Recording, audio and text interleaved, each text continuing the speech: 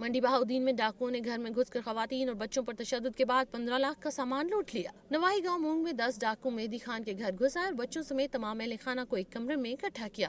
ڈاکوؤں نے گھر سے 22 تولے طلائی زیور، 1500 ریال، 90,000 روپے نقد اور دیگر قیمتی سامان لوٹ لیا۔ ڈاکوؤں نے خواتین کی چوڑیاں اور بالیاں بھی نوچ لیں۔ پولیس کی اطلاع ملنے کے 1 گھنٹے کی تاخیر سے جائے واردات پر پہنچی، تاحال مقدمہ درج نہیں کیا گیا۔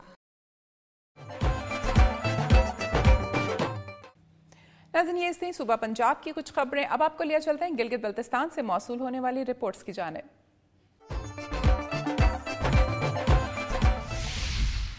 حکومت کے نااہلی کے خلاف پرامن احتجاج کرنے والے افراد پر مقدمہ درج کرنے میں علی آباد ہنزا تھانہ اس سال گلگت بلتستان میں سر فہرست ہے۔ 4 جنوری 2010 کو عطا آباد میں لینڈ سلائڈنگ ہوئی جس کے نتیجے میں 19 افراد ہلاک اور 9 افراد زخمی ہوئے اور شارع ریشم بھی اس قدرتی آفت کے زد میں آ گیا اور ساتھ ہی ساتھ دریائے ہنزا کا بہاؤ بھی رک گیا۔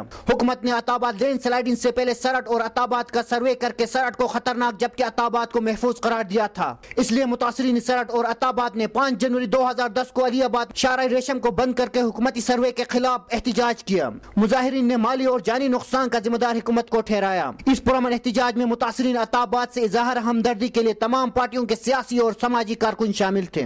پھر یہاں پہ وزیر اعظم صاحب آئے اور متاثرین کا کوئی مسائل حل نہیں ہوئے اور ساتھ ہی جب اپنے حقوق کے اصول کے لیے جب مظاہرہ کیا گیا تو انہوں نے 5-6 دفعہ جو ہے نا دفعات لگا دیا گیا ہے کہ یہ لوگ پاکستان کے خلاف مظاہرہ کر رہے ہیں، گو کہ ہم پاکستان کے خلاف نہیں ہیں، ہم پاکستان کے غلام ہیں، پاکستان ہماری ریاست ہے، ہم نہیں چاہتے کہ ہمارے ریاست کو جو ہے نا کوئی داغ ڈالے، تو اس لیے کہ ہم خود ایک محافظ ہے۔ عطا آباد لینڈ سلائڈنگ کے ملبے کو بروقت صاف نہ کرنے کی وجہ سے دریائے ہنزا کا بہاؤ رک گیا اور 30 کلومیٹر طویل جھیل وجود میں آ گیا۔ متاثرین عطا آباد، سرٹ اور گوجال نے حکومت سے کئی بار جھیل سے فی الفور پانی کے اخراج کا مطالبہ کیا مگر حکومت جھیل سے بروقت پانی کے اخراج میں ناکام ہوا جس کے نتیجے میں تحصیل گوجال کے 600 سے زائد گھرانے قدرتی جھیل کے بے رحم لہروں کے نظر ہوئے اور متاثرین کے زمین اور دیگر املاک کے زیر آب آنے کی وجہ سے اربوں کا نقصان ہوا۔ یہاں پر جھیل پر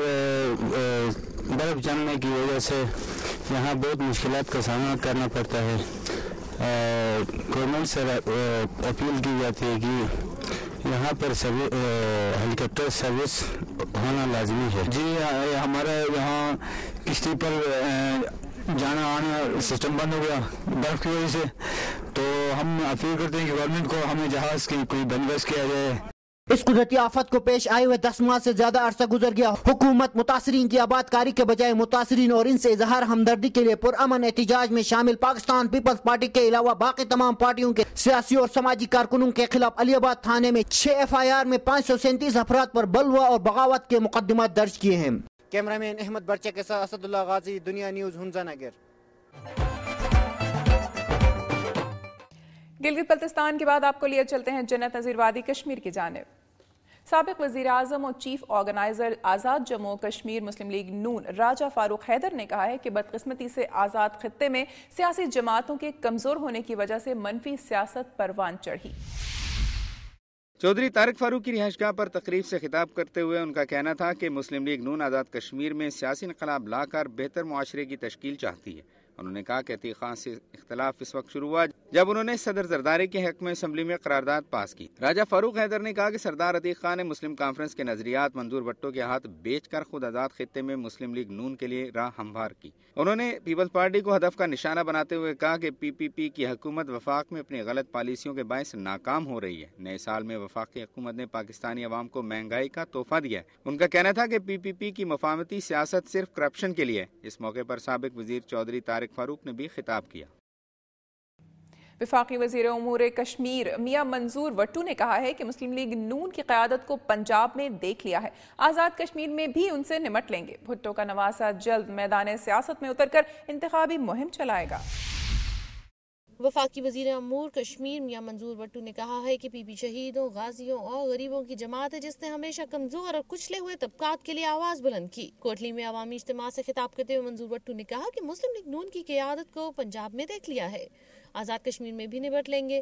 بھٹو کا نواسہ جلد میدانی سیاست میں اتر کے انتخابی مہم چلائے گا۔ آصف زرداری پاکستان کے واحد صدر ہیں جنہوں نے اسمبلی توڑنے سے لے کر ججز کی تعیناتی تک کا اختیار قربان کر دیا۔ انہوں نے کہا کہ بے نظیر بھٹو شہید نے کارکنوں کے حقوق کے لیے جدوجہد کرتے ہوئے جان کی قربانی پیش کی۔ جلسے سے سابق وزرائے اعظم بیرسٹر سلطان محمود، سردار یعقوب اور سابق وزیر بلدیات چودھری یاسین نے بھی خطاب کیا۔ میں اس وقت سینٹرل پریس کلب مظفر آباد میں موجود ہوں، جہاں نیلم پریس کلب کے سابق صدر طارق چغتائی کی یاد میں تعزیتی ریفرنس کا انعقاد کیا گیا۔ تعزیتی ریفرنس کا انعقاد سینٹرل پریس کلب مظفر آباد نے کیا تھا، جس سے خطاب کرتے ہوئے مقررین نے آزاد کشمیر کے معروف صحافی طارق چغتائی کی صحافتی خدمات کو سراہا۔ ریفرنس سے خطاب کرتے ہوئے سابق وزیر اور ممبر آزاد کشمیر قانون ساز اسمبلی حنیف آوان نے کہا کہ طارق چغتائی نے اپنی زندگی میں نہ صرف صحافیوں کے حقوق کی جنگ لڑی بلکہ عوامی حقوق کو بھی اجاگر کرنے کے لیے جرأت کا مظاہرہ کیا۔ ممبر اسمبلی میاں عبدالوحید نے خطاب کرتے ہوئے کہا کہ طارق چغتائی نے سخت مشکل حالات میں بھی ہمیشہ سچ کا ساتھ دیا۔ آزاد کشمیر میں عوامی حقوق کی بات ہو یا مقبوضہ کشمیر میں بھارتی فوج کے مظالم، ہر محاذ پر انسانیت کے ساتھ ہونے والی ناانصافیوں کے پردوں کو طارق چغتائی مرحوم نے چاک کیا۔ سینٹرل پریس کلب مظفر آباد کے صدر واحد اقبال بٹ نے کہا کہ طارق چغتائی کی زندگی حق و صداقت کی آواز بلند کرتے گزری اور اس نے کبھی بھی کسی باطل کے ساتھ سمجھوتا نہیں کیا اور صحافیوں کے لیے اپنی عملی زندگی کے لازوال انمٹ نقوش چھوڑ گیا۔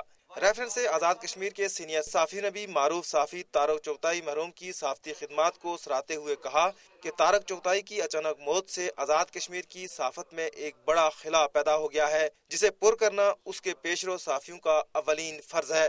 کیمرامین خواجہ ریاض کے ساتھ تعظیم یاسین، دنیا نیوز، مظفر آباد۔